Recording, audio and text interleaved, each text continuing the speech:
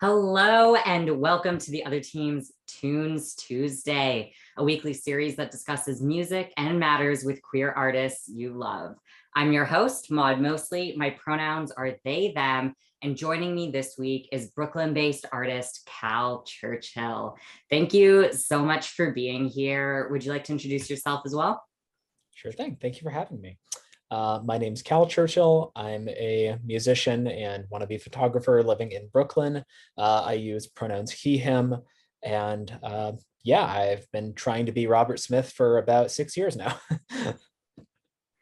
Exciting. And I'm really excited to, throughout this interview, actually touch on both your music and your photography, because obviously that photography element takes up such a huge aspect of like your online presence that just everything about it excites me. And I would love to hear more from you. But definitely starting off with your music, because we fortunately have had the opportunity to connect previously on the now no longer available radio show Fruit Medley. We talked about the release of your 2020 album Inwood to Rockaway, which kind of explored like grief and its fluidity. And that has a big contrast to your then following album, which was released after we spoke, which was Sports, which was more about like embracing that queer love and joy and like a lot more upbeat songs than, the more acoustic, very, casual, like that sentiment of grieving was really brought through in the music. So how did it feel to take the opportunity to express that diverse range of emotions? And also what did it feel like to like move from one album to the other when there was that big contrast? Yeah, I mean, I think a big part of it was just that the environment in which the songs were written and recorded in were so different because the entirety of Inwood to Rockaway was written during the first year of the pandemic when really I couldn't really go anywhere. I was dealing with both active grief with the passing of my mother and the sort of passive grief that everyone was dealing with living through the pandemic. So I think just like as things started to open up again and as it became like safer to see people, I was able to just sort of try to express that more. And I think just having a wider range of like what I was able to do was influencing that more. And like one huge influence on the record was Jubilee by Japanese Breakfast. Because after Soft Sounds from Another Planet and Psychopomp, the previous Japanese Breakfast records, which were also largely about grief, I was listening to those a ton during the pandemic as a sort of way to like process my own grief because I found a sort of kinship with what Michelle Zauner was talking about on those records. And I remember just listening to Jubilee when it came out and how it encompassed such a wide range of emotions. There was both like a palpable sense of joy, but also like the sort of acceptance that you can only really have that feeling of joy after having feelings of loss. And from that sort of like giving you the perspective you need to move not so much past, but move with that feeling of grief because it's always going to be there. But in contrast to that, you also have your friends, your loved ones, all the things you're able to do. And I mean, a big part of what makes grief so cutting for me was because it's in contrast with all the great experiences I'd had before. Because, I missed my mom. I'd had a good relationship with her. And because of that, I was able to use that grief to look back and think like, well, I'm feeling this strongly because I had all these great memories. And I sort of was able to reflect on that as well. Um, and again, another big thing was just being able to have that sense of things being open again and being able to go places and see friends and visit family.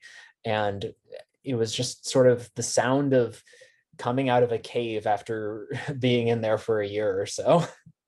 Yeah, thank you so much for speaking to just that idea of how grief coexists with every other feeling. Because I think sometimes when people see, artists speaking to grief or speaking to maybe bouts of depression or any like difficulty that they're going through, and then if they create something that's happier, more joyful following that, it's like a lot about like moving on. It's all about like that not being in your life anymore. And now you're here. Now things are better. Now things are great. Now there's all these Mhm. positive things. But really saying like all of those things are created amongst the grief. Like, as you said, grief is forever. It's something that you hold on to, but it's something that, whether you're exploring it through your music as you do or not, it's something that just like excels in being able to say, like, I can hold on to this grief while holding on to all of these other elements that I am choosing to highlight and choosing to express more of right now. Yeah, it's like so many of my favorite musicians have this sort of sense of a dichotomy with their music where it's both like the joys of life and the the things in life that are imperfect but are made beautiful because of those joys. Like you couldn't have a love song by The Cure without having Pictures of You as well. Or like you can't have Be Sweet by Japanese Breakfast without having In Hell as well. And it's just one of those, it's one of the things that I love when musicians explore. So I'm just trying to attempt to tap into that a bit as well, because I don't know, I guess I've just really started connecting with that a lot more over the past couple of years. And, right what you know. Yeah, for sure. Absolutely. I think that speaks to some, I've been reading more about like power pop as a genre recently. And I think Hmm. it speaks to so much writing about how power pop exists, because power pop is all, you know, let's fun and dancy and move, but behind the lyrics and behind the sentiments are all this like longing, yearning, thinking about what things could be, thinking about how you want things to be, but they're not. And you're constantly like going back to this reality, going to the idea of what things are. And, that experience of then diving into these artists and a lot of, the very real, like, tragedy, as it's called, around like the lives of famous power pop artists. So I think it's really interesting how these things all do come together, both like, for indie and emerging artists, but also for, some of the most, famous, well-known people, historically and presently. Hmm. Yeah. I mean, like even with like within the same song, you can have those sort of two different feelings that coexist. Like one of my favorite examples of that has to be "Don't Let's Start" by They Might Be Giants, because it's got this like bouncy, exciting, like almost sugar-coated feeling instrumental where there's like accordions and like jangly guitars, and then you realize the chorus is "No one in the world ever gets what they want." And that is beautiful. Everybody dies frustrated and sad, and that is beautiful. And it's one of those perfect pop songs, because everyone, when I saw them play that live a couple of years ago, just like everyone's dancing and jumping around to it. But you can also see everyone sort of like, man, that's some real shit when they say that too. Yeah. Oh my gosh. I always think about how long it took me to realize what, the 88, who does the song that's used as the community theme song. I was always just absolutely vibing to that, to the extent that it took me so long to realize what the lyrics were. Yeah. But yeah, I mean, I do really want to go back to speaking about your music. Obviously, that is excitingly what we are here to do. And not only talking about your past music, but also very much your current music, because your newest single, Come On Lover Boy, was recently released. And it continues, that sense of like 80s synth gay cheesiness, which, like, there is everything to love about 80s synth gay cheesiness. But is that like a direction that you're hoping to continue to explore? Or are there, other themes and sounds that you look forward to leaning into as well? Yeah, for sure. I mean, the record that's from, which is coming out at the end of this month, called Arvern, it's actually, the story of that album is kind of weird, because like I was working on a different project, which I'll come back to shortly, but I'll do this thing when I'm recording and I feel myself getting too into like the weeds of recording, where like when I find myself spending like half an hour on a single snare or something, and I'm just like, I got to do something else to take my mind off this. And the day before, I'd been listening to a lot of like Mac DeMarco and Jonathan Richman and stuff, and like, just great like singer-songwriter, sunny jangle pop stuff. And I was just like, you know what? I should I should try to make a Mac DeMarco record. Like 8 songs that are all like very summery, bright sounding things with like chorus guitars, and each one has like either a guitar solo or at least a fun guitar lead or something. Partially because I don't have much faith in my guitar solos, so I figured it'd be kind of fun to try to do that. And in the next 4 days, I recorded the entire record as just sort of an attempt to make a fun little jangle pop record. So that was really just sort of a lark that I ended up recording 8 songs on. And I don't know if I'm going to continue to go in that direction because it was just such an out of left field decision to record the whole thing. None of the lyrics existed before any of that. It was just me just trying to make something just for the heck of it, for like to take my mind off of the other stuff I was working on. Which I can talk about this now. Yeah, I made sure to check about some of this, but so back in college, I was in a band called Anti-Lock. And in that form, Anti-Lock was more of like a just garage rock duo. Think like the White Stripes, because it was me and my buddy Cameron on drums, and me playing guitar and singing. And we'd do like some Stooges covers, some originals, all sorts of stuff. And when school ended, I moved to Brooklyn. He remained in Rochester for the time being. But earlier this year, he moved to Brooklyn as well. And so we've started working on stuff together and we are resurrecting the project.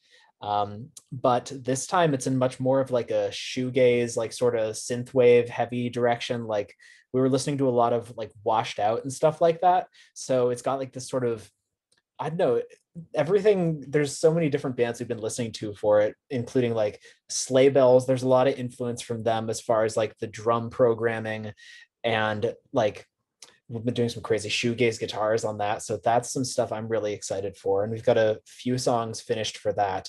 Um, and it's both like in a sort of similar vein, some of the stuff I've done before, but definitely in a different direction. It's a little bit heavier than some of my previous stuff, but also very like focused on melody. So I'm really, really excited about that and can't wait for that to take more shape. And this it's not finalized yet, but I'm reaching to a couple friends to see if like I could get some features from some people I know on it. So I just want to make a more collaborative project since most of my stuff has been pretty solo. Um, and speaking of collaborative projects, another thing I've been working on is just sort of a way to sort of like stretch my stylistic muscles. Um, so I remember last time I mentioned that I had been inspired by my friend Erica, who performs under the name Boy Jr. And we'd just been we've been friends for a few years now. And we also have like really similar reference points for music. Like we were both huge Sky Ferreira and Nine Inch Nails and Sleigh Bells fans. And we both have a love for great pop music. And basically, Erica last month released a record called Pay Attention to Me, which fantastic album. I've already played it so many times on Spotify, but we are working on a collaborative remix album where I'm going to be remixing all of the songs from that. We might be doing some other stuff with that too, but that is turning out really fun so far. Like there's a version of Meet Me in the Middle that sounds like the Backstreet Boys because I realized that one of the vocal melodies reminded me of like how the Backstreet Boys would go like, "Am I original? Yeah." And I was like, wait, if I could like speed up the tempo a bit and throw on like some 90s canned drums and like an orchestral hit on the chorus, that would sound just like a Backstreet Boys record. And so there's the boy band version of Meet Me in the Middle, but it's also going to like some heavier directions. Like there's a version of Narcissus Baby that sounds kind of like Nine Inch Nails. Um, and for that, like I was really inspired because growing up, I remember I would always go to this one record store near me and they would have in like the cheaper section, they'd have remix albums because people would always want like the actual record. But of course, when you're a broke high school student and you have little money to spend on music, you're going to make your dollar stretch as far as possible. So I remember listening to Telegram by Bjork and Nine Inch Nails Further Down the Spiral and The Cure's Mixed Up a ton. So I always had this love for remix albums. And I'm really excited to work on that because I think part of it is the hardest thing for me when I make music is making the melody and writing the lyrics. And since Erica's really strong at those and has these fantastic melodies and amazing lyrics, it's really cool to be able to sort of structure something around that and just be like, okay, so I have this, what can I do with this that like has a similar feel to the original song? Because I don't want to lose that, but a different like execution for it. So I'm really excited for that. And also, I've been listening to 1000 gecs and the Tree of Clues for like a year, so I once again had my love for remix albums reactivated. That is, oh my gosh, you have a lot going on, and it's so exciting to hear about. And I mean, we absolutely love Boy Jr. I will also link their interview Hell yeah. end of this video so that you can make sure you're checking it out. We talked to them before Pay Attention to Me was released, but it can give you a look at, other pieces of their work, and then you can check out their album and recent features on other pages as well.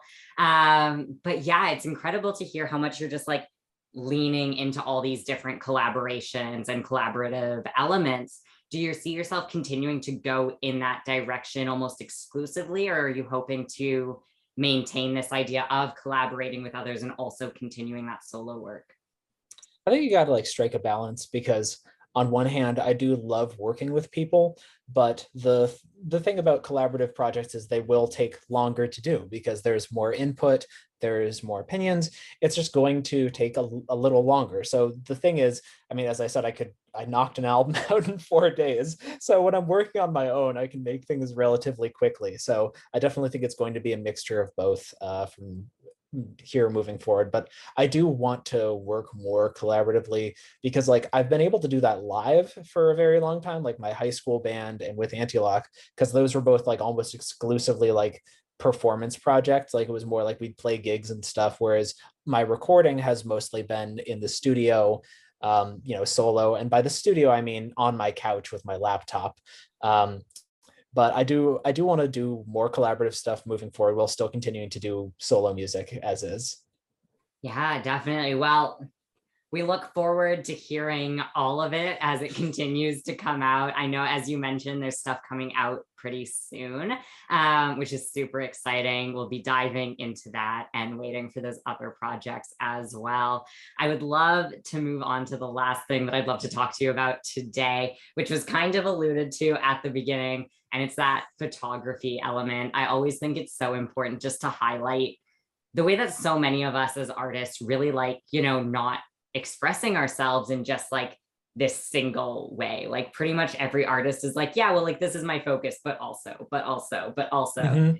Sometimes in almost like a quote unquote like detrimental way, where it's like you just want to do way too many things all the time, and none of us have enough hours in the day for that, even if you used all 24 of them. But yeah, it is so exciting to see you continue to explore that photography and learn different elements of it and experiment with different styles and types. And do you see yourself bringing your photography work into your music work or into like the general music industry, or do you kind of see them as two artistic things that you are working on separately? Yeah, definitely. I mean, for me, everything I consume and everything I try to do sort of bleeds into each other. I mean, like it's for everything I've put out so far, I've done like the album art and stuff just because, again, I wanted to get it out as quickly as possible, and having someone else do my art would mean waiting for someone else to do my art. So I was just like, I can do this myself. And as a result, even through college, when I just had like a smartphone, I'd be taking pictures of stuff where I'd be like, oh, that'd be cool for an album cover or something like that. And definitely as I've started shooting film a lot, I think the first record where I used my film stuff was Inwood to Rockaway. And I think they both like inform each other, because like frequently when I go out to like take pictures of stuff, I'll be listening to an album. If I want to capture like a specific vibe, like, I don't know, I had an idea for like a zine idea of where I could go out and like listen to a record well out and about with two cameras, one with color film, one with black and white. And side A would be color film, side B would be black and white stuff. And I'd go to like a place where I identified with an album. Like for example, like when I listen to like Operation Doomsday by MF Doom, I think about Sunset Park in Brooklyn, because that's where they shot the music video for his song Question Mark. So I kind of want to go there and take like pictures, one sort of represent each song that I feel like has the same feeling as that song. And that's just one thing I've got in mind for that. But like, I think it, like, no matter what, if you're a creative person, the various creative pursuits you try will have some influence on each other, even if you try to keep them separate, because that's just how human beings are. It's hard to compartmentalize, especially creatively, with that sort of thing. So definitely, I'm very inspired by a lot of other like albums I listen to. Like I'll think like I want to take a picture that sounds like, I don't know, Nighttime, My Time by Sky Ferreira, or I want to make a song that feels like looking at a photo by Vivian Mayer or something like that. So they definitely do both inform each other. Yeah, absolutely. I get that. I mean, that compartmentalization is hard, if even possible. We could think Yeah. that we're doing it, but everything's going to naturally come together at some point. But I love this fact that, you were just sharing, where it's not only about, music inspiring photography, it is also photography being able to inspire music. And I think that's really powerful to consider, because I think sometimes we have like a very narrow idea of where inspiration like can come from, or is allowed to come from, or where we even just like expect it to come from. So really leaning into those different elements to allow that to be fluid, to say like all of these are different parts of me that I look at in very like sincere ways that like hit me on a deeper level, that have that impact on me, that make me want to express something in return. Yeah, for sure. I mean, like one huge influence my entire life has been like Bruce Springsteen, and specifically like just how he is able to write like portraits of people. And I found this out like several years ago. And one of the things that got me sort of into photography was because I found out that for his album Nebraska, when he wanted to write like a character study, but he was having trouble getting into the headspace of a person, he would take a copy of the groundbreaking street photography book, The Americans by Robert Frank, and just flip to a random page and think like, what's in this person's head? And that just blew my mind. And of course, then I checked out that book from the library, and that was sort of one of the things that like started to plant the seed in my head of like, maybe I should start taking more serious pictures of things. But I wouldn't like follow that for, I think, several years after that. Yeah, also, woo, shout out to libraries. Yeah, I No, work for one. oh my gosh, incredible. We are all for libraries. But yeah, I mean, thank you so much for sharing all of this with us today, and for joining us on this week's Tunes Tuesday. It's been incredible to hear about all of these different elements, as well as everything that you have out now and upcoming. So I really encourage folks to check out the links below, to stay tuned for those releases, those collaborative projects, and also listen to anything that we've mentioned, anything that we didn't mention that is already out, as you potentially wait to hear more news about those other pieces. So thank you so much again. And Cal Churchill will be playing us out.